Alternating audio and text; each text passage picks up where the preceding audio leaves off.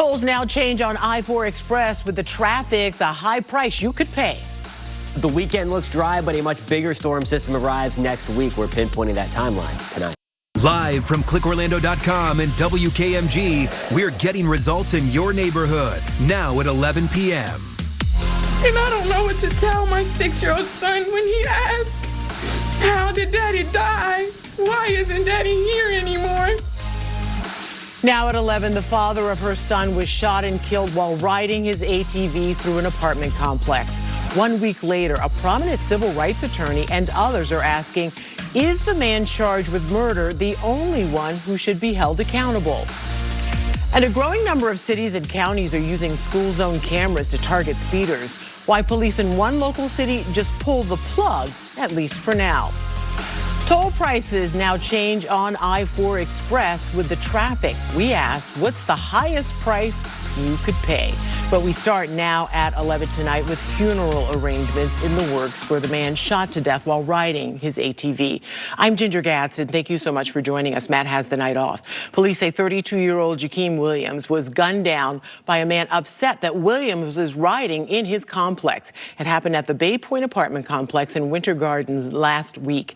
That's near Lake Apopka, north of Colonial Drive and west of the Western Beltway. 57-year-old Ralph Hensel is behind bars, charged with first-degree murder. But Williams' family members say their pursuit for justice has just begun, and they've hired prominent civil rights attorney Ben Crump to help along the way. News 6's Mike Valenti reports. New at 11 tonight, an Osceola County deputy now has an arrest record and has now been fired after being accused of choking his spouse. Here's the mugshot for Deputy John Massarelli III. Sheriff Marcos Lopez says this crime comes as, quote, a complete shock to the sheriff's office. In a statement to News 6, the sheriff's office says they received reports yesterday that he had been abusive toward his wife. The sheriff says the deputy was off duty and had no prior reports of misconduct. He faces a charge of domestic battery by strangulation.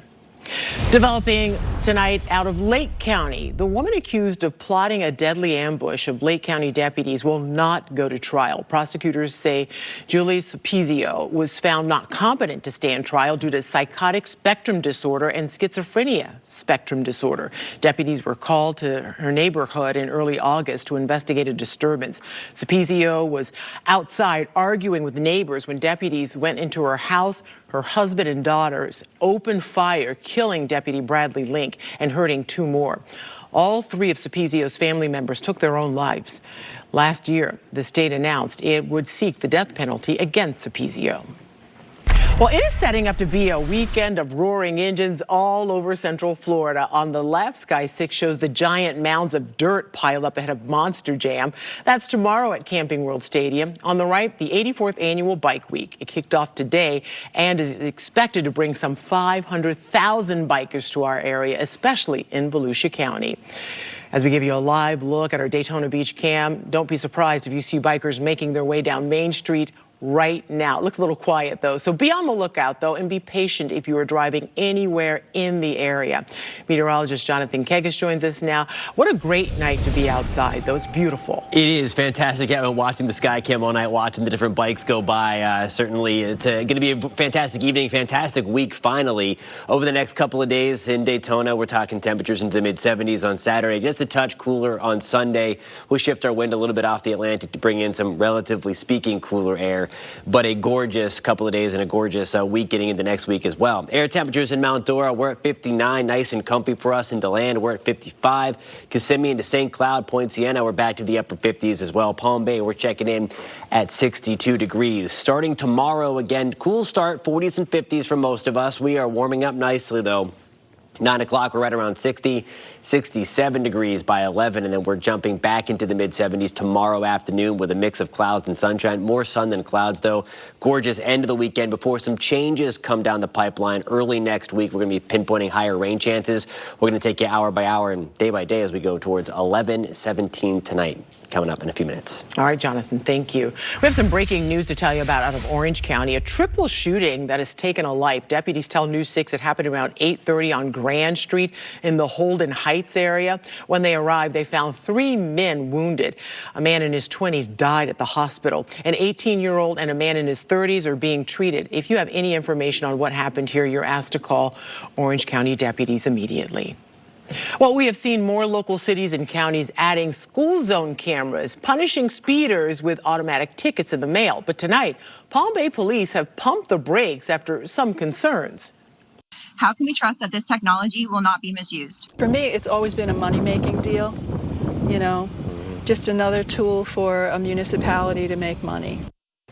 Well, after that woman and others spoke up, police found some issues with the equipment. Palm Bay police sent out a statement Thursday saying we conducted an audit with the company that made the cameras, and during the process, we discovered glitches that had impacted some school zones. We took swift and decisive action to correct these errors, ensuring that any incorrectly issued violations were either refunded or dismissed.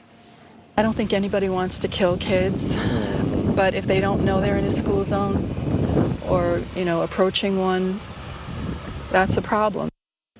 Palm Bay police say they are verifying all school zones are properly labeled and the flashers are working. Once they fix the errors and everything is in place, the cameras will be reactivated.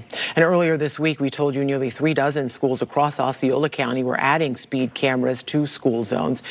In just the last 6 months, we've reported on expanding those cameras outside of schools in Eustis, Orlando, Leesburg, and St. Cloud as well. Dynamic tolling is now a way of life for I-4 express lanes. That means prices change depending on traffic. The changes started on Monday. Tonight, we know just how high those tolls could go. And as News 6's Stephanie Rodriguez discovers, drivers are not pleased. Well, tonight, a baseball league that gets results for players with disabilities kicks off a new season, but they are at risk of shutting down. If we don't get this field changed out and resurfaced in the next 6 months to a year, we won't be able to play on it anymore. It's just a safety issue. We're getting results for the Miracle League, how you can help next. And new at 11, get outside and enjoy art in a place of beauty that's already a local treasure. How painters are using their talents to help protect Wekiva Island and Wekiva Springs. And you can watch them do it. You're watching News 6 at 11, getting results for Baldwin Park, Lake Mary, and all of Central Florida. This portion of the news is sponsored by Rubenstein Law. Across America with mega jackpots, it's Mega Millions. Hello, I'm Adria Wofford. It's Friday, February 28th, and tonight's Mega Millions jackpot is an estimated annuitized $197 million. To win the jackpot, you must match all 5 white balls plus the gold mega ball, so get out your tickets. Our first number tonight is 9. That's followed by 30. Up next, we have 19. After that, you've got 35. And finally, 66. And now your mega ball number is 16. Those winning numbers are 9, 30, 19, 35, 66, and the mega ball is 16. Now, if no one matches all 6 numbers, Tuesday's jackpot could be $215 million. Good luck and have a great night.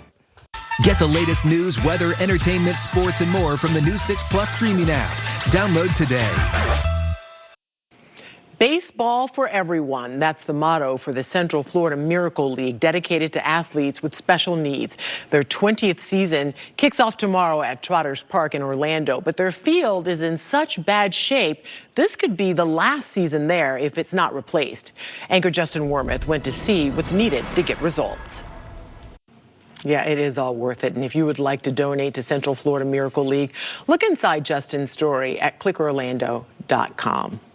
Tonight, News 6 is taking you right into the action at the Wekiva Paint Out. Now in its 19th year, this event running through tomorrow has artists from all over gathering at Wekiva Island and Wekiva Springs State Park. News 6 photojournalist Alex Cook and Bree Ella show us how they are raising funds to protect the beautiful Wekiva River. Oh, it looks like it would be so relaxing to watch other people work. Yeah. And those nice calming paintings that you see that you know what? Gorgeous It's color. very Bob Ross-like. Yes. Happy little Absolutely. trees. Yeah, exactly. All right, meteorologist Jonathan Kagas joins us now. We are going to be happy about this weekend forecast. I know I am. I think so, and there's so much going on. We talked about it earlier in the show, Monster Jam, just to name one thing, and we have a lot of other things across Central Florida. Hanging out in Kissimmee later on tonight or into early tomorrow morning. It's looking very nice. Temperatures right now around 60 degrees, just a few passing clouds out there. That's a live look in Kissimmee with courtesy of WeatherStem. Winds are nice and calm out there this morning as well, or this evening, and they will stay calm into tomorrow morning as well. 58 for us in Claremont. Kissimmee, we're back to the upper 50s again. Titusville, we're at 56. You saw that real-time change there. We're back into the mid-50s as well. Just up the road in Mims, New Smyrna Beach, we are at 54 degrees. Now, tomorrow morning could be a little bit of patchy fog around, so be on the lookout for that. Not expecting widespread fog or anything like that, but nonetheless, keep it easy. A little cool for us under the clear skies and calmer winds. We're at 46 tomorrow morning in Denellen, 47 in Ocala. We are at 54 degrees in Kissimmee. Now here's a look at tomorrow afternoon.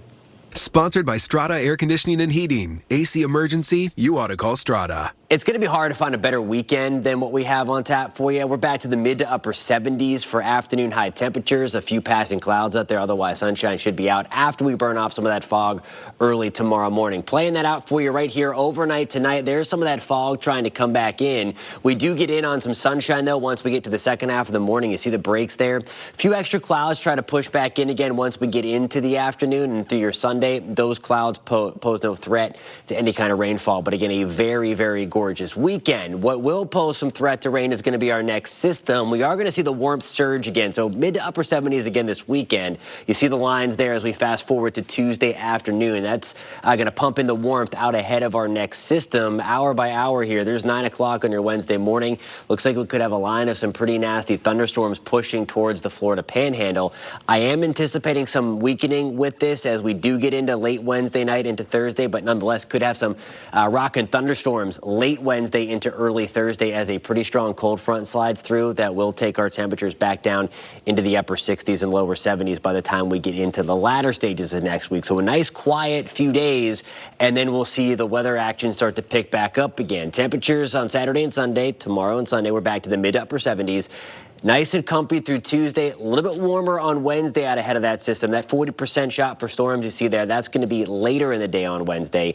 That'll continue the first part of Thursday, a little bit cooler and windy as well as that system comes through, Ginger. Looks incredible. Thank you, Jonathan. Here are tonight's Florida lottery numbers. Pick 2, 1, 4. Pick 3, 2, 7, 9. Pick 4, 8, 7, 4, 7. And pick 5, 5, 3, 2, 4, 8. And the fireball is 8. Jackpot triple play, 28, 24, 26, 16, 31, and 21. Fantasy 5, 34, 27, 33, 6, and 1. And cash for life, 2, 15, 23, 44, 54, and the cash ball is 1. Good luck to me. All right. An extreme roller coaster just met the ultimate end. Ahead at 11, while our former world's tallest roller coaster was just reduced to scrap metal in seconds. This portion of the news is sponsored by Freedom Health Medicare Advantage Plans. The I-4 food tour is live right now for News 6 insiders. I'm hitting up our local restaurants, trying out their signature dishes, so maybe you can figure out where to eat this weekend. It's the I-4 food tour. Check it out. As a trooper, I know how every crash is going to affect your commute. So watch me on News 6 Mornings.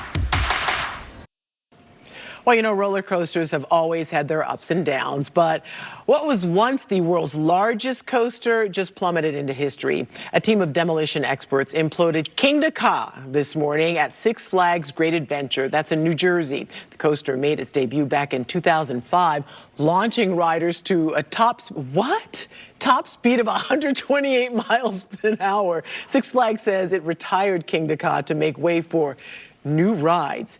Did you even go that fast in the car when you were in Daytona? No, I didn't. I went to 126. Oh my gosh. All right, Sports Director Jamie C is here now. And Jamie, the Magic have certainly missed Jalen Suggs. Yeah, and it turns out his leg injury is worse than the original diagnosis. Suggs is now out indefinitely. The details are coming up. But as we go to break, it was a good night for the Solar Bears. Goals galore as they crushed the Greenville Swamp Rabbits at the Kia Center by a final of 4-1. Spencer Kirsten with 2 scores tonight. I'll have more sports coming up next. Trooper Steve on Patrol is sponsored by Gibson Truck World. We are the king of trucks. Breaking news, traffic. When you need to know what's going on in your neighborhood, trust Sky 6 to get the bigger picture. Exclusively sponsored by attorney Dan Newland. Welcome back to News 6. Magic fans have been waiting for Jalen Suggs to return to action, but now we know why his recovery from a leg injury has taken more than a month. It turns out the injury is worse than the initial diagnosis of a thigh contusion.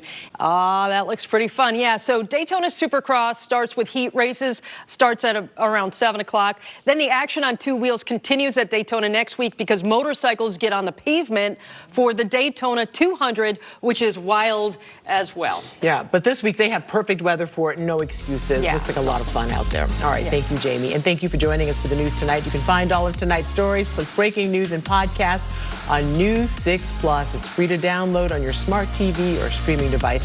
Have a great weekend, everybody.